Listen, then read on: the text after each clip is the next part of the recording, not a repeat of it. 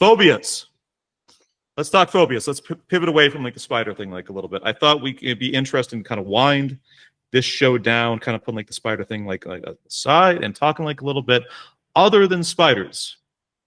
Is there a kind of like do you have like a personal thing that just fucks you up, that just kind of gets under your skin? Ahead of that, I did like a little bit of research. Top 5 reported phobias, at least in the United States. Acrophobia actually is number 1. Fear of just fear of heights of any kind. Number 2 after that, you'd be like a little bit surprised, aerophobia, but between 6 to 40% of Americans report a little to a lot of irrational fear getting on an airplane. Number 3, articular arachnophobia. A lot of people out there just scared the shit out of spiders. Ophidiophobia is number 4. That's simply fear of snakes. And I was a little surprised by this one, but cynophobia, fear of dogs, comes in at number 5. Huh. I believe it. Yeah, me too. Everybody has dogs. You don't know who. Everybody's known like the one has had a It's run. always the rescue dogs that you can't train, that people have no control, that just kind of do something sporadic, and you're like, "Oh, sorry, I thought, you know." Yep. Andy Naveen, you wanna? Well, I mean, according to your chart there, I mean, what was it? There's like 50,000 or 5,000 deaths. You know, By dog? sorry, dogs were in the 25,000 humans killed per year. The thing I kind of like, I always flash back to is as I had a coworker 2 jobs ago that grew up in Mumbai, and this when you travel a little bit, you don't realize how many parts of the world just have a huge fucking problem with street dogs, with feral pack hunting street dogs. So she came out to Santa Barbara, and we just kind of go out to like this. Some of us would go out to this local down the street brewery in Santa Barbara, like always on a Friday night. That was always just a bunch of families with just the sweetest, friendliest dogs you could actually like imagine. The people kind of take like their pets and like their kids there, and like the number of times like just a curious, dewy-eyed, sweet as can be Labrador or kind of golden retriever would sort of like come up to her, just like kind of walk by her, and how she would just kind of start like kind of hopping up and down and screaming like every time that she saw this dog. It's a real fear for like a lot of people, but I think that's based in something really concrete. Right. Yeah. I think it's a fair fear. I understand why people are afraid of dogs. I'm not personally, but I get it. Right. So let's kind of go on the horn. Papa, you want to start us off? Personal phobias. Sure. Personal phobia of mine. Claustrophobia. I am definitely afraid of being in tight spaces, especially spaces. If I could move around, if it's like a dark closet, I could probably be okay. But it's something where my body's constrained and I can't move, but I'm fully aware of what's going around me. That shit terrifies me. And I remember I discovered it when I was younger, and I used to have sleepovers. So me and my friends would always build these like big forts. Like we would, for the night, we go in my room, we take all the sheets, all the cushions from the sofa in the living room, and we build these big mazes and forts and stuff like that. And then we'd pull our sleeping bags in there, and we get in our sleeping bags, go to sleep. And then the next day we go and jump on it and destroy it. And I remember one time I took all the bean bags and I put them in the corner, and I put my sleeping bag in the corner. I said, "Oh, I'm going to go in the corner there, and I'm going to hide down there, and it's going to be my own little base." And I jumped in head first, and I couldn't pull myself out of the corner, and it was getting really hot. And I turned myself sideways to get out of the sleeping bag, wedged myself in even deeper. And I was just screaming, and I was stuck, and I thought I was going to suffocate to death or something. And then I get reminded when I went and took snowboarding lessons for the first time. And then I'm like, okay, you strap your legs into this thing. They lock in place. The boots lock in place on the board. I'm not terrified of that, but I really don't care for it either. Because then you're now you have to lean forward to go down the hill. Right. And with skiing, you can move your arms and legs freely. But with a snowboard, your legs are stuck in place. Yeah. And you're just leaning forward. So it's like you're falling to your death. Yeah. And there's nothing you can do about it. Your legs, you got to pull them out. No. it's suicide. Yeah. Did somebody else also have claustrophobia on their list? That would be me. Andy, let's pop right over. So what Eric is speaking to? Anything recognizable there? Anything you can relate to? Absolutely. And it's funny. Like, I don't mind. I guess this is maybe similar to what Eric said. Like, I don't mind smallish spaces, elevators. You know, being like if I'm in a closet or whatever. And then some people associate claustrophobia with like being in crowded rooms. Where they kind of can't move around as freely as they'd like, or if like when they drive through a tunnel in a car.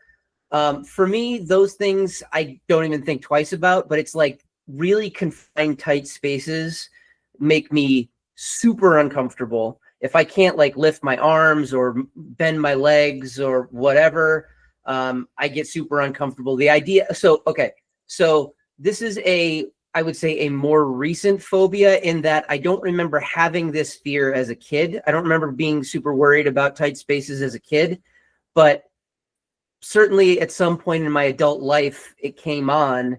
The thing that really sets it off for me is, and I don't know why I do it to myself, maybe for the same reason that some people like to watch horror movies and scare themselves or whatever, but it's videos of people that are doing like cave diving, like cave exploration. I was going to bring us caves. Yeah. Where they like on their stomachs and they're like super tight spaces. Oh, there is a horror movie. Exactly. That. My goodness, there's a horror movie. Papa, do you know what I'm thinking of? No. Descent? What is it? The Descent? Descent, yeah. Okay. Really? Yeah. I mean, there's no way I could watch that. Most recently, the one that sticks in my head is there's a guy who, this is going back a little ways.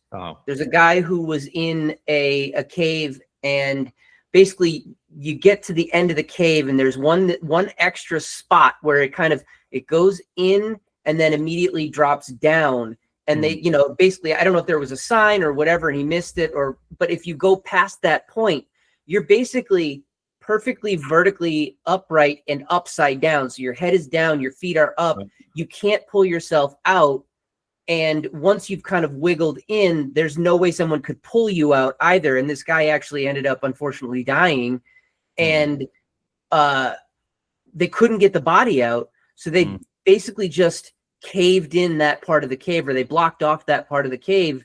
And that dude, like, his bones, his body is still there. Like, that's fucking, that's the first 10 minutes of a horror movie. I hear you. I can't even fathom what that would be like.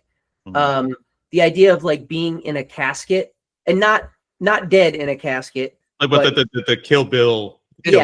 What they do on YouTube, where they're like, David Blaine be buried in a casket, buried alive. Yeah, that stuff. Oh my god, that kind of stuff is terrifying. Like if I watched, pass him a hot dog, which was when I watch those tube, they're dropping hot dogs through the air. You don't want a dog, David Blaine. You want to breathe? Keep something. Frank. Anytime Sorry, I watch Andy, you're being vulnerable. Please continue. Anytime I watch those videos, I can feel my heart start beating faster. I can feel this, like, I don't even know how to explain the sensation, but just this overwhelming, like panic. I guess it's probably what something like maybe at the beginning of just lights up and says, yeah. It might be like what the beginning of a panic attack feels like. I don't know. I've never had a panic attack, knock on wood, but this is what I picture the beginning, the onset of it would feel like. It's crazy too when you're explaining all this stuff. It just reminded me, I actually had an MRI for the first time this year. And my dad told me about it. He's just like, he says, hey, I went in because he had a bone spur in his shoulder. And so they had to put top half of his body in the equipment to do the MRI. And he had a panic attack. And because the thing is what he copes with like stress or uncomfortable situations by talking. And they're like, be quiet, don't move. Yeah. Well, maybe we'll play some music for you, but it's so goddamn loud in there. Situations and stress. I'm sorry. I just want to talk my way through it. Hey, let's just talk through this. But I went and did it for the first time, and I was so terrified because they're like, lie back, don't move. And I'm like, oh, maybe I got lucky and I have one of the newer ones where it's open at the top. No, Right. it was completely closed. And the bed just kind of, it retracts back into the machine. You're upright. Your arms are down by your side, so you can move them a little. You're not fully locked in. But again, it's loud noises. It's dark. Yeah. You can't move. You don't feel like it's and if they talk to you, it just feels like it's in your head or something like that. It's Right. just a surreal experience. It's like, is this what it's like being dead? It's so strange. That sounds awful. Yeah, Yeah. it's not great. Oof. Chilling. Naveen, how about Stick with yourself? it, Like, so, I mean, we're kind of I kind of hate to dredge up sort of multiple phobias in this episode, but anything on top of spiders? Anything else that comes to mind? Not really. A little bit, a little bit of fear of heights, a little bit of, the claustrophobia, but it's not as big.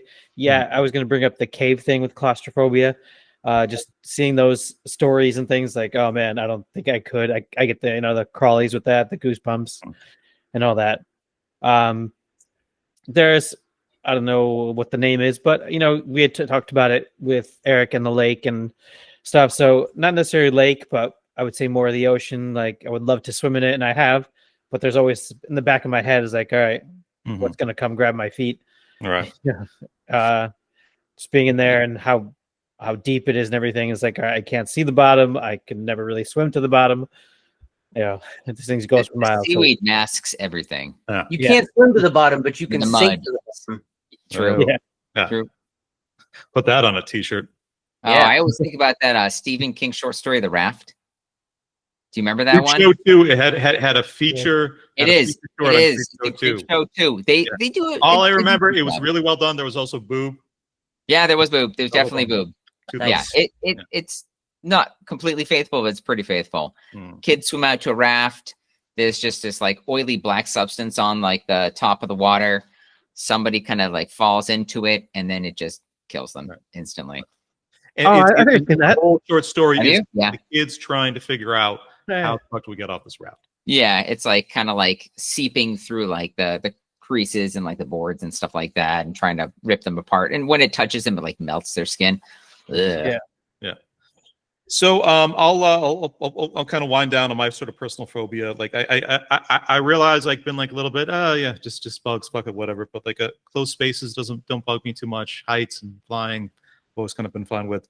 What deeply fucks with me, and I only discovered the word for this about 2 or 3 years ago. It's a little bit kind of what Naveen was talking about. The actual scientific term is thalassophobia, but deep ocean, deep water, what could be hiding there, what the ocean could do, what the things living in the ocean could do, being in the ocean and seeing a face appear, or being in the ocean and even kind of where seeing a face appear and then disappear, hits something right to my spirit, like right to my soul.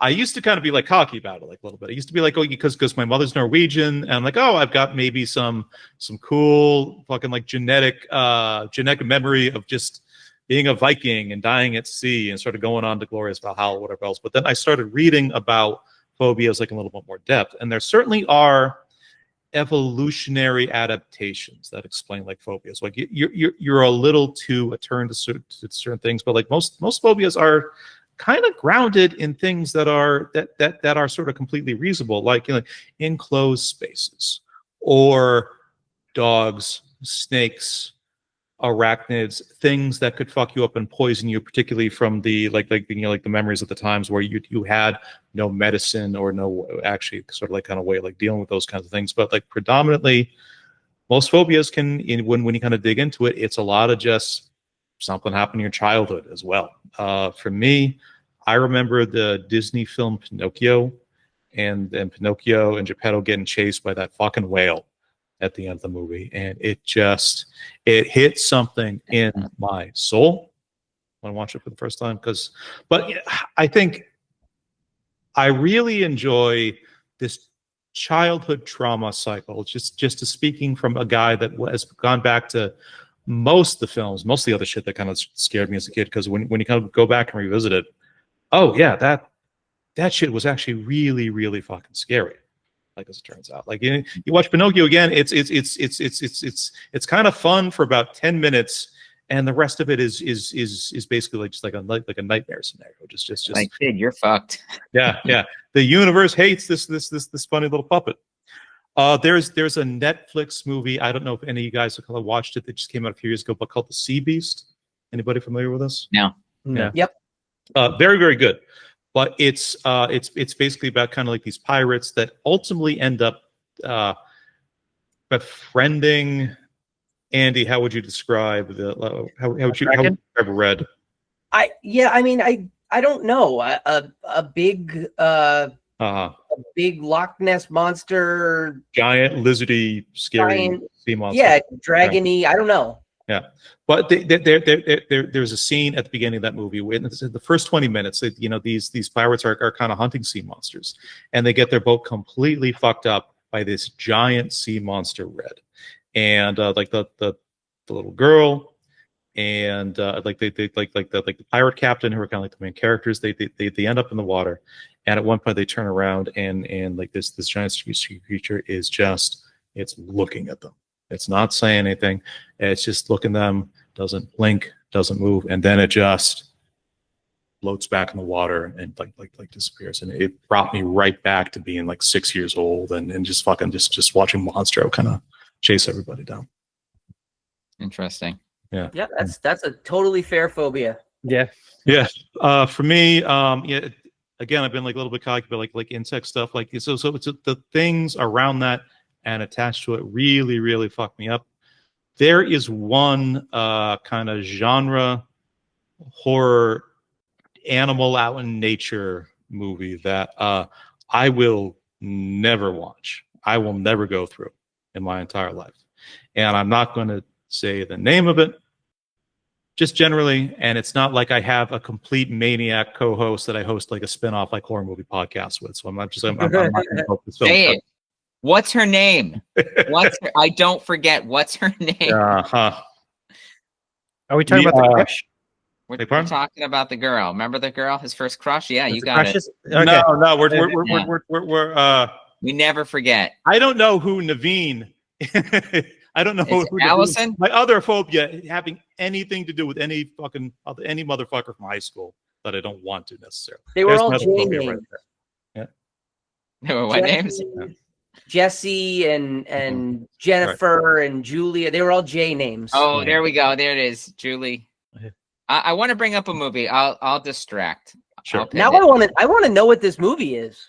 Yeah. You want to know the movie? You want to know the No movie? possibility. I want to know what movie that Johnny won't mention. I'm not going to bring it up because just knowing what a madman Eric is, he's just going to be like, as soon as humanly possible, and probably under the most fucked up of. I'm going to look her up on Facebook. That's what I'm going to do. It's Beauty and the Beast. Find her. I'm going to reach out to her and say, "Hey, I remember you from high school. Remember, I used to live a couple towns over, and I met you at that get together." Oh, it's like, Pete's Dragon. You're afraid of Pete's Dragon. It's kinetic because she's like, "Oh, you're white. I must know you." Great.